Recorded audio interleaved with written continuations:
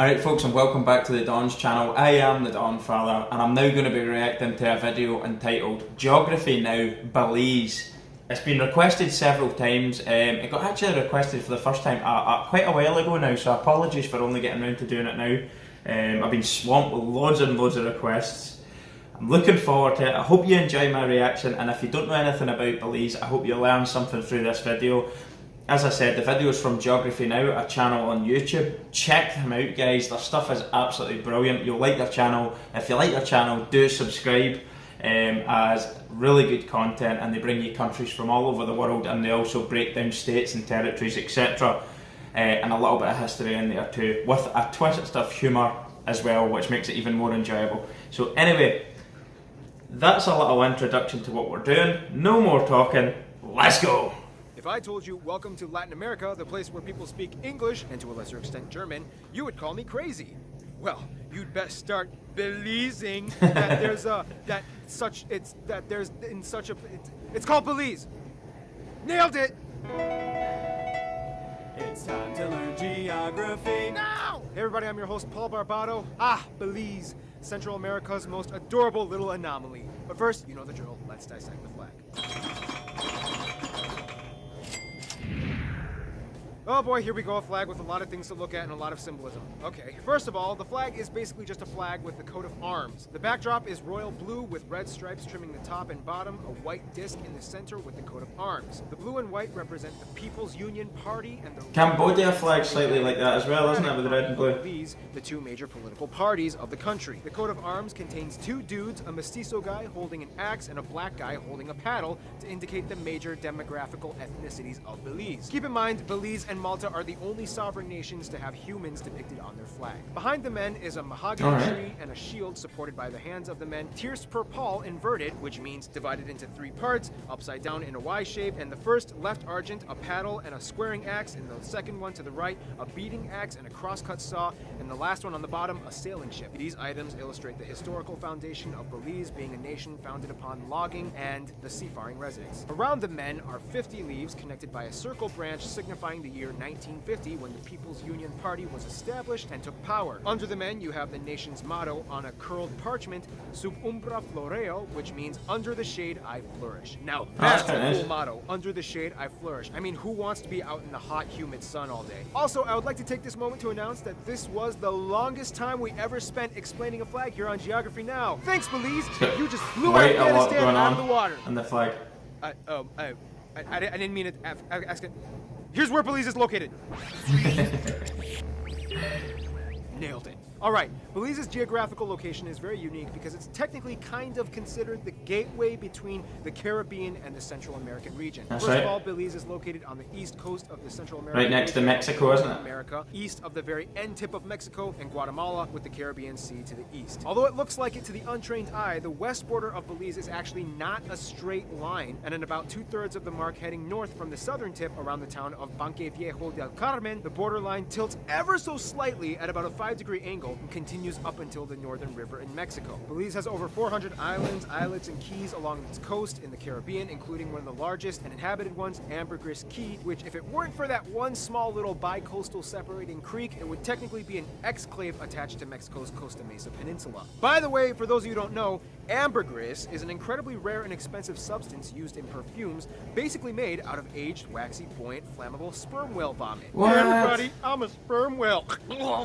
Cha-ching! A lot of the keys and islets are actually Spray that on you. resorts and beaches that tourists, especially from English-speaking nations, flock to for vacation getaways. The capital is Belmopan, located in the Cayo district near the center of the country. The capital used to be Belize City, which to this day is still the largest city and center hub for all commercial and economic activity. However, cue the motion graphic, after extensive damage done by Hurricane Hattie back in the late 60s, Belize literally built an entirely new capital about 80 kilometers or 50 miles inland. They chose a really interesting and kind of morbid spot though, because apparently it's only about 16 kilometers away from the Crystal Maiden of Aktun Tunichil Muknal Cave, also known as the cave with sparkling calcified skeletons of children that were kind of Yeah, read up on ancient Mayan culture. In fact, Belize is home to over 900 ancient Mayan sites speckled. Wow. In fact, the tallest building in How beautiful Belize that is too, like seeing all the old temples. ruins. The town cost only $24 million to build, or after inflation rates today would only be about $73 million.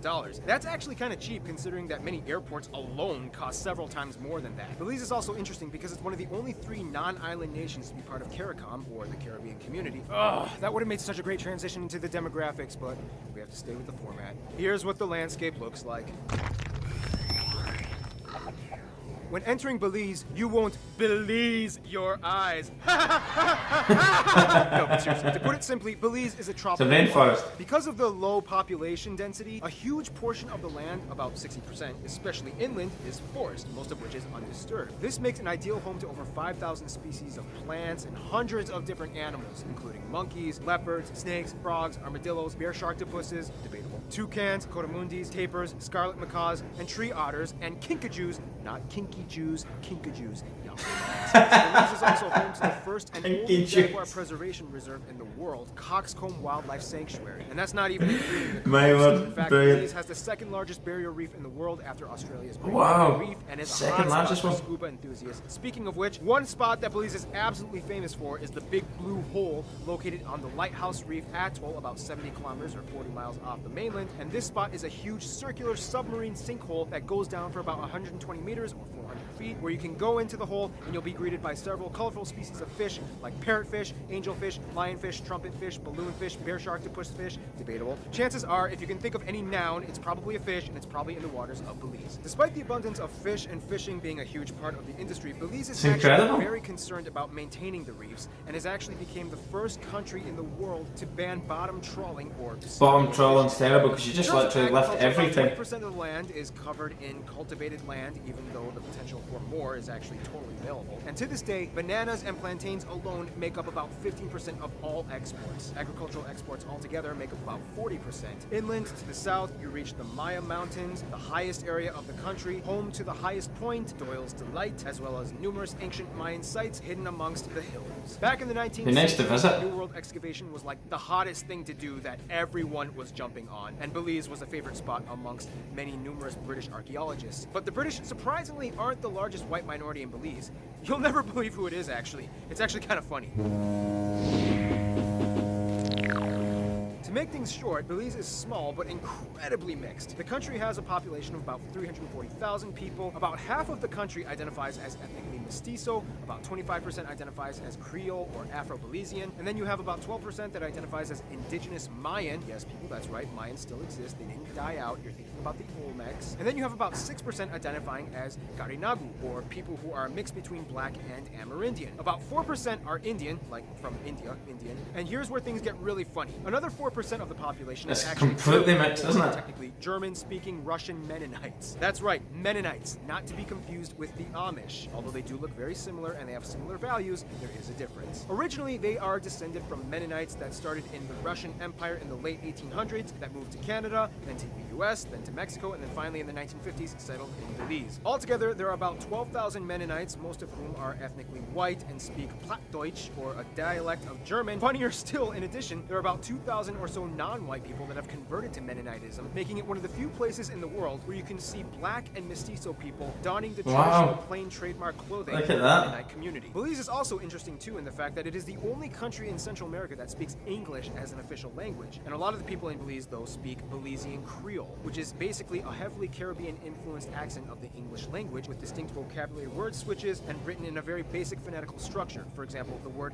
language is written language. When we get to the Haiti video, just spelled as it sounds. The exact same thing, but with French. Each region is kind of distinct in its populace. For example, in the south, in Stand Creek, you have high populations of Garifunas, who speak and dress differently from the people in the north, like in Corozal and Orange Walk, which, by the way, has a high population of Mayan people. Closer to the coast, you have the Creoles, and inland, don't be surprised to find the Mennonites. Eventually, Belize gained its self-governing autonomous status in the 20th century and full independence in 1981, but still remains a Commonwealth country of the UK. Speaking of ties to other countries, I'd imagine America.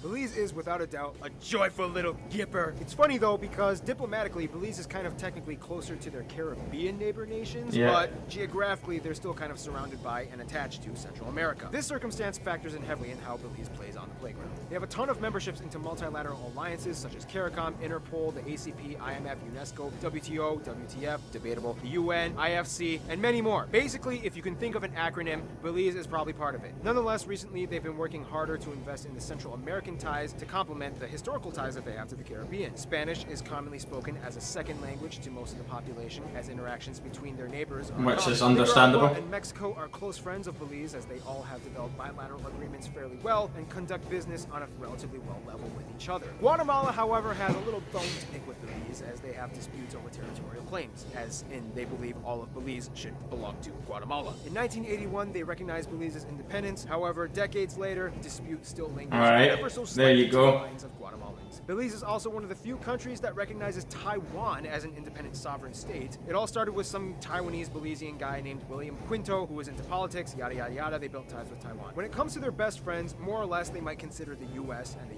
UK. As a former colony and Not bad friends to have on side, is it? a close embrace on Belize, and in fact, Prince Harry even visited in 2012 on a Commonwealth tour. In honor, the Belizeans renamed a boulevard in the capital as Her Majesty Queen Elizabeth II Boulevard. The US has been and still is the largest economic aid provider and investor, especially in funds and business. Doing business in Belize is actually surprisingly easy. It only requires a few steps for registration and licensing, allowing Americans to focus on utilizing Belize's tactical position and policies for growth on both countries. Yeah. Wow, I actually wrote that. Dang, I'm getting better at this. In your face, Mr. Kluttenberger, who gave me an F on my English test on the first day of school. Granted, I didn't do the summer reading, but still! In conclusion, Belize may be both a Caribbean and Central American nation, but in all honesty, it really kind of isn't neither one either. I mean, where else are you gonna find black Mennonites wearing bonnets, speaking German, with toucans in their backyards, and English-speaking Mayans diving into 400-foot deep holes?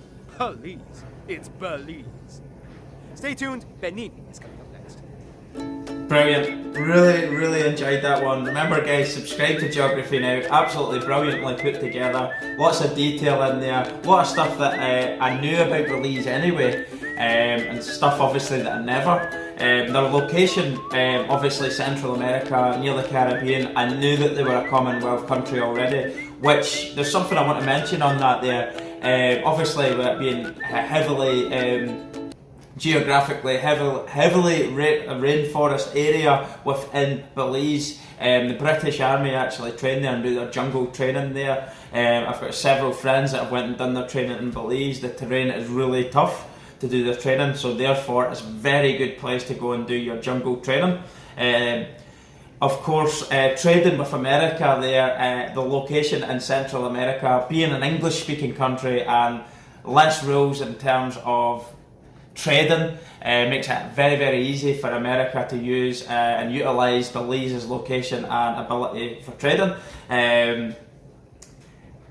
Obviously the beaches and stuff look absolutely pristine. I never knew anything about the second biggest barrier reef. Obviously you've got the Great Barrier Reef in Australia, but the second biggest one in the world's in Belize, and it looks absolutely beautiful. I like that blue hole thing, looks amazing. I think he said it was 120 metres deep, whatever that is in feet, and it's home to some of the most unbelievable and colourful tropical fish. So if you like scuba diving and snorkeling and stuff like that, it sounds like a very good place to go.